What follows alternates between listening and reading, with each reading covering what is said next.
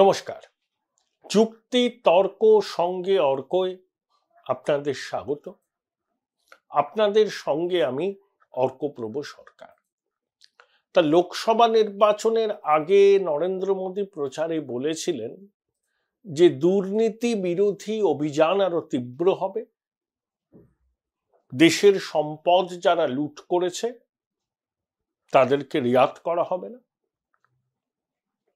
এবং দুর্নীতিজনিত কারণে যে টাকা ইডি উদ্ধার করেছে সেই টাকা কিভাবে দেশের মানুষকে ফিরিয়ে দেওয়া যায় সেই নিয়ে তিনি আলাপ আলোচনা করবেন। এবং বলেছিলেন যে এখন ট্রেলার দেখছেন, আসল সিনেমা এখনো শুরু হয়নি। তা লোকসভা নির্বাচনের ফল বেরিয়ে গেছে প্রায় 2 মাস হলো। 2রা অগাস্ট সাত সকালে এক্স স্যান্ডেল একটা পোস্ট করেছেন লোকসভার বিরোধী দলনেতা রাহুল গান্ধী। তিনি বলেছেন যে ইডি তার বাড়িতে আসতে পারে, তিনি চা বিস্কুট নিয়ে ইডির আধিকারিকদের আমন্ত্রণ জানাবেন, সহযোগিতা করবেন। তার দাবি ইডির আধিকারিকরাই নাকি তাকে একথা জানিয়েছেন। তিনি বলেছেন যে সংসদে মহাভারতের অভিমন্যুর চক্রব্যূহের সঙ্গে তুলনা করে তিনি যে পদ্মব্যূহর কথা বলেছিলেন, যাতে তার দাবি নরেন্দ্র মোদী, অমিত শাহ, অজিত দোভাল, মোহন ভাগবত, মুকেশ আম্বানি এবং আদানি আছেন, গৌতম আদানি আছেন, সেই মন্তব্যের প্রেক্ষিতে কারোর একজনের খুব গায়ে লেগেছে, তাই ইডির তৎপরতা। আসলে সোনিয়াজি এবং রাহুল গান্ধীকে ন্যাশনাল হেরাল্ড মামলায় ইডি তলব করেছিল, তারা সহযোগিতা করেছিলেন, বোধহয় 2 দফায় দীর্ঘক্ষণ ধরে তাদের জিজ্ঞাসাবাদ করা হয়। 2রা অগস্ট সাত সকালে এক্স স্যান্ডেলের রাহুল গান্ধীর এই পোস্ট আবার নতুন করে রাজনৈতিক বিতর্কের জন্ম দিয়েছে। হেমন্ত সোরেন জামিন পেয়েছেন, কিন্তু কেজরিওয়াল জামিন পাননি। আমাদের বীরভূমের বাঘ অনুব্রত মণ্ডল সিবিআই এর করা মামলায় জামিন পেয়েছেন, কিন্তু ইডি যে মামলা করেছে তাতে তিনি এখনো তিহারেই আছেন। 1 অগস্ট সুপ্রিম কোর্টে সম্ভবত বেলা এম ত্রিবেদীর বেঞ্চ জাস্টিস কপিল সিব্বল সওয়াল করেছেন অভিষেকের হয়ে। আপনাদের নিশ্চয়ই মনে আছে, নির্বাচনের আগে অভিষেক এবং তার স্ত্রী রুজিরাকে ওই নিয়োগ দুর্নীতির বিষয়ে তলব করেছিল ইডি। তো তখন তারা বলেছিলেন যে তিনি নির্বাচনে প্রার্থী, নির্বাচন দরজায় কড়া নাড়ছে, তো এই সময় কেন, নির্বাচন মিটে গেলে দেখা যাবে, তখন তিনি সহযোগিতা করবেন। অভিষেকের আইনজীবীরা বলেছেন ইডি ডাকলে পরে তিনি গেছেন, দিল্লিতে গেছেন, কলকাতায় গেছেন, সব রকম সহযোগিতা করেছেন। তো জুলাই মাস অবধি আর কিছু করা যাবে না বলে আদালত বলেছিল। আমার ধারণার প্রেক্ষিতে বলছি, সম্ভবত অভিষেক আবার ইডির সমন পেয়েছেন, সেই জন্যই কপিল সিব্বল সুপ্রিম কোর্টে সওয়াল করেছেন। সে পিএমএলএ আইনের বিভিন্ন ধারা উপধারা নিয়ে কপিল সিব্বল সওয়াল করেন এবং বলেন যে হ্যাঁ, সমন করার অধিকার ইডির আছে, কিন্তু প্রসিডিওর অফ সামান সেটা ইডি স্ট্যাটিটিউটে নেই, পিএমএলএ স্ট্যাটিটিউটে নেই, ইত্যাদি ইত্যাদি ইত্যাদি ইত্যাদি। এবং একটা সুপ্রিম কোর্টের 3 সদস্যের বেঞ্চে একটা মামলা চলছে ইডির ক্ষমতা পিএমএলএ নিয়ে। তো সেই মামলার ফয়সলা না হওয়া পর্যন্ত অভিষেকের বিষয়টাকেও যেন স্থগিত রাখা হয়, কিন্তু সেটাকে বোধহয় খুব একটা বিচারপতিরা গুরুত্ব দেননি। এই প্রতিবেদন যখন দেখবেন তখন আপনাদের কাছে বিষয়টা আরো স্পষ্ট হয়ে যাবে। 2রা অগাস্টও ইডির এই মামলাটা শুনানি হবে। তো কপিল সিব্বল আশঙ্কা প্রকাশ করেছেন যে অ্যাকিউজড হিসাবে অভিষেককে যখন ডাকা হয়েছে তখন ইডি কোনো কঠোর পদক্ষেপ নিতেই পারে। যদিও এখনো পর্যন্ত কোনো কঠোর পদক্ষেপ নেয়নি, কিন্তু যেহেতু অ্যাকিউজড হিসাবে ডাকা হয়েছে তাই আশঙ্কার চোরাস্রোত বইছে যে কোনো কঠোর পদক্ষেপ নিলেও নিতে পারে। তাহলে অভিষেক নিশ্চয়ই ইডি আবার তাকে ডেকেছেন, নইলে কপিল সিব্বল হঠাৎ তার হয়ে সুপ্রিম কোর্টে সওয়াল করতে শুরু করলেন কেন? যদিও খবরটা সংবাদপত্রে সেভাবে আসেনি, আমার চোখে পড়েনি, কিন্তু কপিল সিব্বল সওয়াল করেছেন সুপ্রিম কোর্টে অভিষেকের হয়ে, সেটা আমরা সবাই জানি। অর্থাৎ নির্বাচন মিটে গেছে, ফল ঘোষণার 2 মাসের মধ্যেই আবার তৎপরতা শুরু করেছে এনফোর্সমেন্ট ডাইরেক্টরেট, এবং তাতেই কিন্তু ইন্ডিয়া জোটের অনেক দলের ত্রাহি মধুসূদন অবস্থা। যখন রেশন দুর্নীতিতে কিন্তু তদন্ত অনেকটা এগিয়েছে, বাকিবুর রহমানের ঘনিষ্ঠদের গ্রেপ্তার করা হয়েছে, আরো অনেককে তলব করা হয়েছে, শঙ্করাড্ড, বাকিবুর, বালুয়েরা জেলে, শেখ শাহজাহানও রেশন দুর্নীতির কাণ্ডের অন্যতম অভিযুক্ত, তিনি জেলে। এখন সুপ্রিম কোর্টে ওই এসএসসির শিক্ষক অশিক্ষক নিয়োগ দুর্নীতির চূড়ান্ত শুনানি অগস্টে হবে।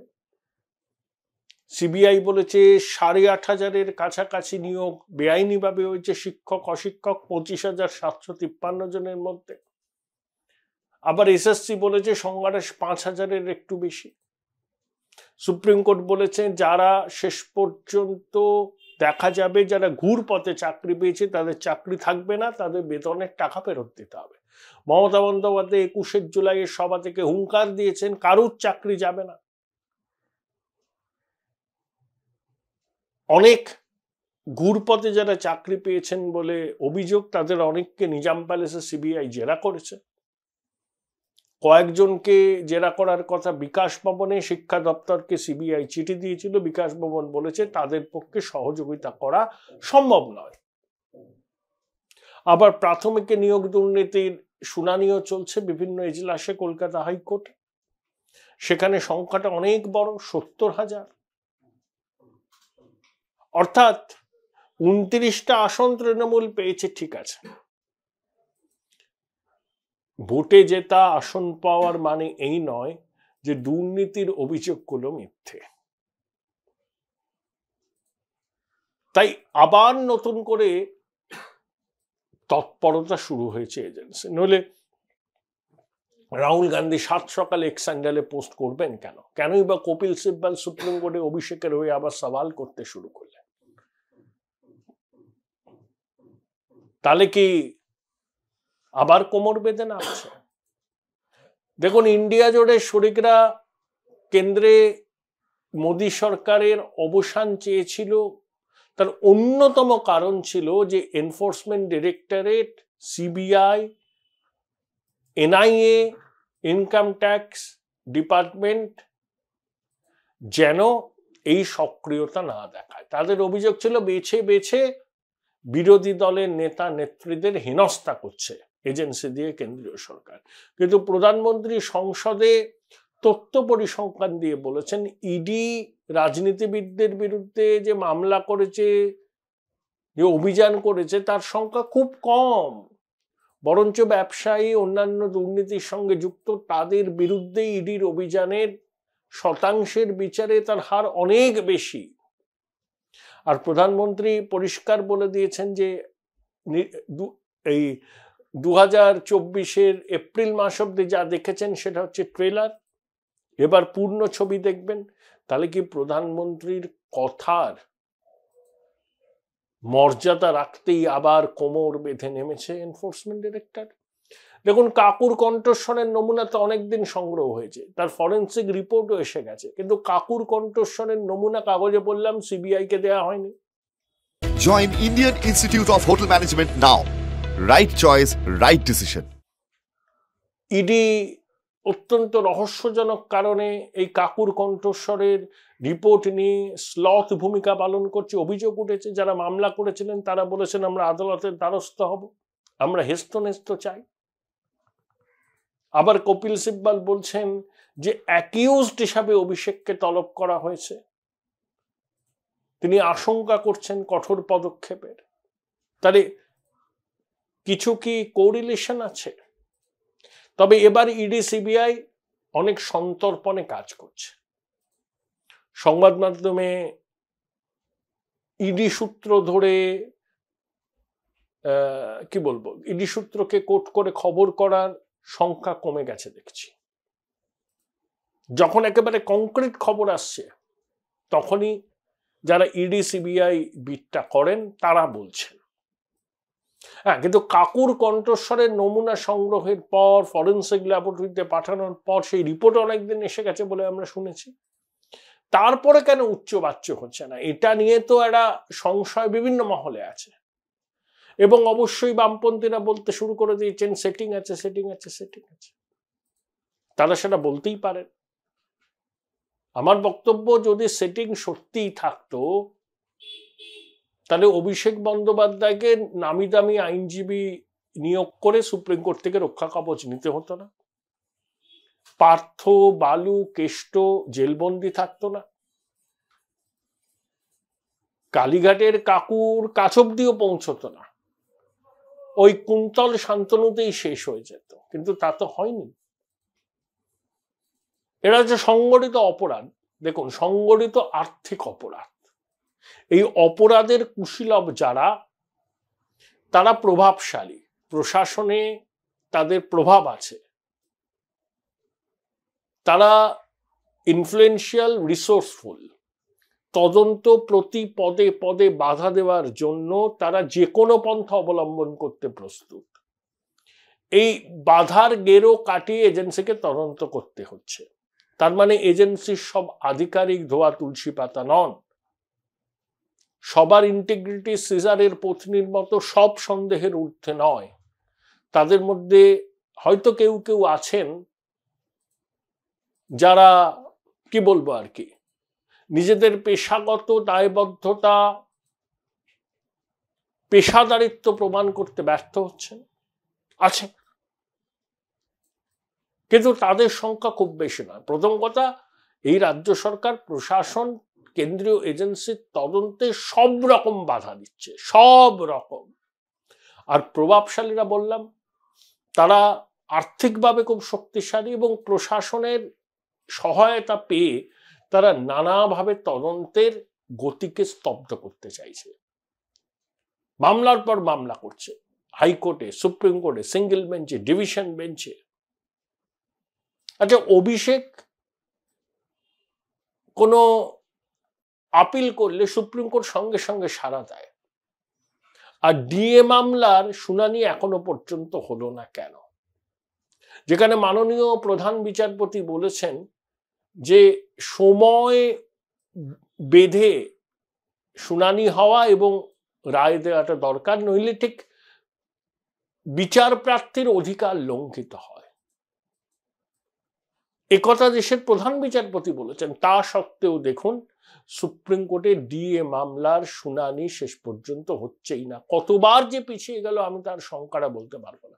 কিন্তু অভিষেক বন্দ্যোপাধ্যায় কোনো আপিল করলে সঙ্গে সঙ্গে তার শুনানি হয়। তাই অনেকে প্রশ্ন করেন, দাদা এই ব্যাপারটা নিশ্চয়ই বুঝতে পারছেন, সমঝদারোं के लिए इशारा ही काफी होता है। প্রশ্ন তো জাগবেই জনমানুষে। তবে রাহুল গান্ধীর এক্সান্ডারে পোস্ট, কপিল সিব্বলের সুপ্রিম কোর্টে সওয়াল, আবার নতুন করে যেটা 6-7 মাস আগে আমরা নিয়মিত দেখতে পেতাম, ইডি সিবিআই এর অভিযান আবার কি সেই রকম হতে চলেছে? আবার কি আশঙ্কার প্রহর গোনা শুরু হলো ইন্ডিয়া জোটের নেতাদের? অনেকে ভেবেছিলেন 303 থেকে 240-এ নেমে আসায় মোদী সরকার অতটা আগ্রাসন দেখাবে না। কিন্তু যত দিন যাচ্ছে মনে হচ্ছে যে মোদী সরকারের সংখ্যা কম হলেও 2019 থেকে এই লোকসভা নির্বাচনের আগে পর্যন্ত সংসদে তাদের যে আগ্রাসী মনোভাব আমরা দেখেছি, 2024-এ তাদের আসন সংখ্যা 63টা কম হলেও বিজেপির সাংসদরা, মন্ত্রীরা আরো অনেক বেশি আগ্রাসী।